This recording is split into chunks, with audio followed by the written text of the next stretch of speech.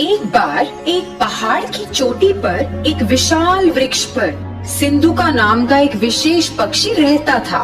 पक्षी की खासियत यह थी कि जब उसकी बूंद धरती पर गिरती थी तो वे शुद्ध सोने में बदल जाती थी। वह इस पेड़ पर अकेला रहता था और शांति से वहाँ अपना जीवन व्यतीत कर खुश था। एक दिन एक शिकारी पक्षियों की तलाश में पहाड़ की चोटी पर घूम रहा था। कई घंटों के बाद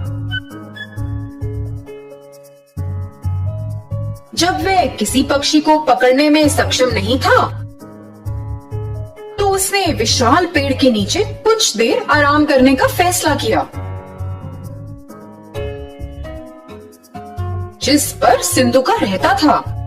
बस जब शिकारी सोने लगा ही था तो पक्षी ने अचानक पेड़ के ऊपर से अपनी बूंद को गिरा दिया, जो धरती पर गिरते ही सोने में बदल गई।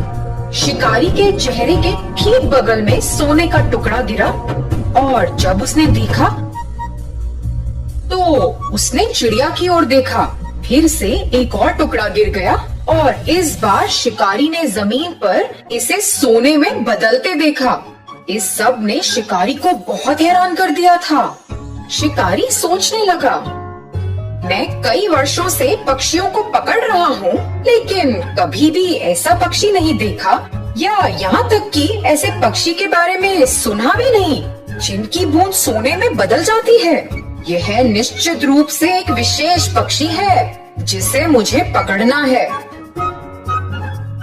दुख की बात ये थी कि जब शिकारी ने ऐसा सोचा तो सिंधुका को उसके बारे में पता नहीं था। वह अपने पेड़ पर आराम कर रहा था और शिकारी योजना बना रहा था। शिकारी ने पेड़ पर एक जाल बहुत सावधानी से बिछा दिया जब पक्षी ध्यान नहीं दे रहा था और अंत में जाल में फंस गया। जब पक्षी जाल में फंस गया तो शिकारी ने उसे एक पिंजरे में डाल दिया और घर की ओर जाने लगा। उसी समय सिंधुका ने सोचा कि जाल पर ध्यान न देने के लिए वह कितना लापरवाह था और इसी कारण से बेचारा पकड़ा गया। अपने घर जाते वक्त शिकारी ने सोचा, अगर मैं इस पक्षी को रखूंगा तो मैं अमीर बन जाऊंगा और सभी को संदेह होगा कि कुछ तो गड़बड़ है। किसी दिन किसी को पक्षी की सच्चाई पता चलेगी और फिर वे राजा को पक्षी के बारे में बताएंगे। फिर मुझे इसे राजा को देना होगा। लेकिन अगर मैं पक्षी को सीधे ही राजा के सामने पेश करता हूँ तो वह मुझे इस पक्षी के बदले कुछ कीमती चीज देंगे। यह मेरे लिए बेहतर काम करेगा। मैं अपना शेष जीवन राजा की दी गई वस्तु के सहारे जी सकता हूँ। योजना के अनुसार मैं सीधे राजा के महल में गया और राजा को सारी बात बताई। उसने राजा को पक्षी दिखाया और राजा एक ऐसे विशेष पक्षी को देखकर बहुत खुश हुआ जिसकी बूंद सोने में बदल जाती है।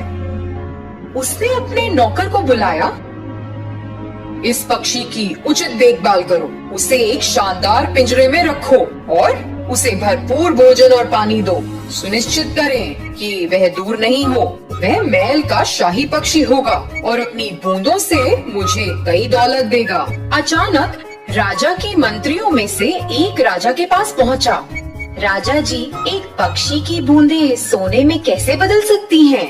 ये तो असंभव है। आप इस राह चलते शिकारी पर कैसे भरोसा कर सकते हैं जिसे कोई ज्ञान नहीं है? मैं आपसे अनुरोध करता हूँ कि आप पिंजरे को खोलें और पक्षी को दूर जाने दें और इस शिकारी को ऐसी झूठी जानकारी देने के लिए दंडित करें। राजा ने अपने विश्वसनीय और बुद्धिमान मंत्री के शब्दों पर विचार किया और यह सच था। हाँ, कोई पक्षी सोने की बूंदें कैसे दे सकता है? मैंने इसे अपने आँखों से भी नहीं देखा। यह शिकारी शायद बदले में पैसा चाहता है। राजा ने पहरेदारों को शिकारी को गिरफ्तार करने और पक्षी को छोड़ने का आदेश दिया। जैसे ही पक्षी मुक्त हुआ, वह उड़कर पास के एक दरवाजे के शीर्ष पर पहुंच गया और वहां बैठ गया। अचानक उसने अपनी बूंदों को गिराया जो सोने में बदल गईं। राजा और उनके मंत्रियों सहित सभी ने यह देखा और चौंक गए। राजा को पता था कि उसने एक गलती की है। और तुरंत अपने पहरेदारों को पक्षी को पकड़ने का आदेश दिया। मगर बहुत देर हो चुकी थी। सिंधुका आकाश में उड़ गया और उसने खुद को फिर से लापरवाह नहीं होने का वादा किया। उसने दूसरे पहाड़ पर एक नए स्थान के लिए उड़ान भरी, जहाँ कोई भी उसे फिर से पकड़ ना पाए।